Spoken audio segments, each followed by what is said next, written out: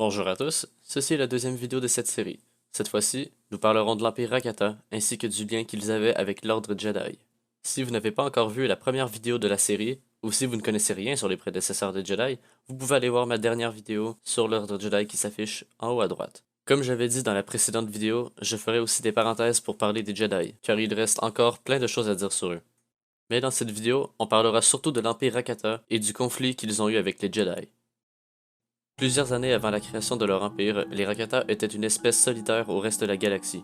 Le premier contact extérieur qu'ils ont eu fut avec les Kwa, une espèce reptilienne qui s'était donnée pour mission de partager leurs connaissances sur la force avec les Rakata. Par contre, les Kwa ont vite compris que c'était une erreur, car les Rakata utilisaient leurs nouvelles connaissances pour faire le mal. Les Rakata, étant une espèce cruelle, sauvage et même cannibale, ne voyaient aucune utilité du côté lumineux de la force, et donc n'utilisaient que le côté obscur. Après en avoir eu assez, les Rakata commencèrent la conquête de plusieurs mondes se situant dans ce que l'on appelle les régions inconnues. Après avoir conquis les plus petits mondes de cette région et réduit les peuples locaux à l'esclavage, les Rakata ont commencé à être un peu plus gourmands. Maintenant, ils voulaient s'attaquer aux planètes où il y avait plus d'êtres sensibles à la force. Cela leur permettait de voler le peu de technologie que certains peuples avaient, mais cela leur permettait surtout d'avoir plus de connaissances sur la force. Et là, en parlant de force, je trouve que c'est le bon moment pour vous montrer comment fonctionnait la société Rakata, car à partir de ce moment, ils avaient déjà proclamé leur empire. L'Empire Infini.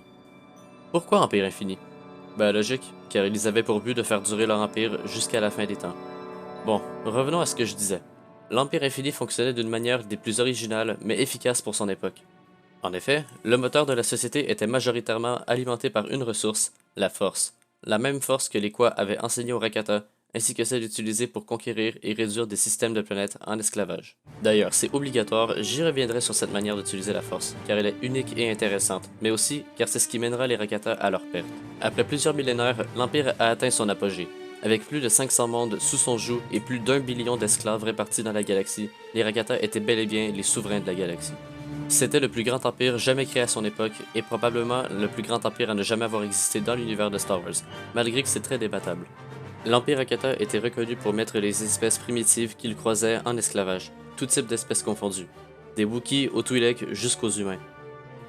D'ailleurs, je lance ça de nulle part, mais il me semble que ce fut le seul moment dans l'histoire de Star Wars où les humains étaient réduits en esclavage de manière massive et à l'échelle galactique. D'ailleurs, Coruscant, malgré qu'elle était sous le contrôle des Rakata, n'était pas la capitale de leur empire. La capitale était leur monde natal Rakata Prime, une belle planète en apparence qui est notamment connue grâce à Kotor. Bon, il est maintenant temps de faire le lien avec l'Ordre Jedi. C'est en lisant le premier tome de la Genèse des Jedi que l'on apprend non seulement comment l'Ordre Jedi a été créé, mais aussi comment les Rakata ont su sentir les Jedi grâce à la Force. On apprend donc que les Rakata ont des esclaves sensibles à la Force provenant de différentes espèces capturées par ces derniers. Ces esclaves, que l'on appelait limiers de Force, étaient des enfants sensibles à la Force qui ont été endoctrinés et entraînés à être des guerriers appartenant à des prédateurs Rakata. Ces limiers de Force avaient aussi pour tâche de trouver de nouvelles planètes à envahir. Bien sûr, des planètes qui avaient de fortes connexions avec la Force. Donc, grâce à la Force, les limiers pouvaient entamer une connexion pour retrouver ces planètes. Dans la Genèse des Jedi, les Jedi sont confrontés à une nouvelle menace. Comme dit dans la précédente vidéo, les Jedi ont cette fois-ci affaire aux Rakata, car un des limiers de Force prénommé Xesh, limier du prédateur Tulkar, a senti la présence des Jedi et surtout la puissante connexion de Titon avec la Force. Ce guerrier Xesh avait réussi à trouver Titon et s'était préparé à se rendre sur place avec son prédateur. Manque de chance pour lui et les Rakata, les esclaves qui s'occupaient de leur vaisseau l'ont saboté et ont fait sauter les moteurs. Pendant la panique générale des guerres de Rakata, Xesh en a profité pour faire ce que seul un vrai Sith ferait. Il en a profité pour tuer son maître et s'échapper du vaisseau qui s'apprêtait à s'écraser sur la planète des Jedi, ce qui fera de lui le seul survivant du crash. L'obscurité provenant des Rakata et de Xesh avait secoué Titon, qui a réagi en provoquant une énorme tempête. Une tempête si puissante que les créatures et la faune de Titon devenaient encore plus agressives et incontrôlables. D'après les Jedi, cette tempête était aussi puissante que celle qui s'était produite durant l'arrivée des premiers utilisateurs de la Force sur Titon. Un groupe de jeunes Jedi qui étaient près du crash ont retrouvé la trace du survivant et ont vite compris qu'il n'était pas un allié de Titon et des Jedi, malgré qu'ils ont ressenti sa puissance dans la Force. Les trois Jedi ont donc engagé le combat et ont vite compris que ça ne serait pas facile. Non seulement Xesh était un guerrier plus expérimenté, mais il utilisait des pouvoirs plus avancés et une arme qui, à la surprise des Jedi, coupait la lame de leurs épées. En tant que lecteur, on pourrait croire que c'est un sabre laser.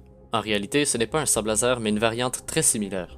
En fait, on pourrait dire que c'est l'ancêtre du sabre laser moderne. Finalement, les Jedi ont réussi à prendre le sabre de Xesh et il a donc dû fuir dans la tempête. Plus tard, les Jedi auront réussi à capturer Xesh grâce à l'aide de 3 maîtres Jedi qui sont venus les aider face à la tempête et face au limier. Après qu'il se soit réveillé de son coma, Xesh a été envoyé sur Bogan, car il était trop déséquilibré et les Jedi voulaient lui apprendre le côté lumineux durant son exil. Bon, pour pas tout spoiler, je ne vais pas tout raconter ce qui se trouve dans la jeunesse des Jedi. Donc, on fait un saut dans le temps. Une année après cet événement, les Rakata ont commencé le siège du système de Titan. Au début, seuls les Jedi prenaient la menace au sérieux, et donc ont perdu beaucoup d'entre eux. En passant, entre-temps, grâce à l'aide de Xesh qui est devenu un Jedi, les Jedi ont construit de manière massive les sabres force que Xesh utilisait. Et en plus, toutes les autres planètes du système se sont alliées avec les Jedi après un certain temps. Maintenant, nos héros étaient mieux équipés et préparés. À partir de ce moment, des batailles commençaient à être gagnées.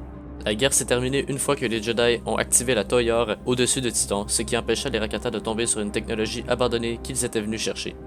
En plus, le chef de l'attaque, le prédateur Skalnas, fut tué par Xesh près du portail de l'infini. Un portail qui permettait de se téléporter partout dans la galaxie. Après cette guerre, ce n'était pas la fin de l'Empire Rakata. Les Jedi ont vaincu un puissant dirigeant, mais il reste encore une grosse partie de l'Empire qui domine la galaxie. L'Empire infini s'écroulera seulement plusieurs années plus tard après une série d'événements qui s'abattra sur l'espèce, mais on en reparlera dans une autre vidéo. Après la défaite des Rakata, les Jedi ont encore eu une nouvelle ère de paix, qui encore une fois sera trop courte. Dans la prochaine vidéo, j'expliquerai ce qui attend les Jedi et comment cette guerre aura définitivement marqué l'ordre. C'est tout pour cette vidéo. J'espère qu'elle vous aura plu et encore une fois, on se retrouve pour la prochaine vidéo de la semaine prochaine. N'oubliez pas de mettre un pouce bleu et de vous abonner pour la suite.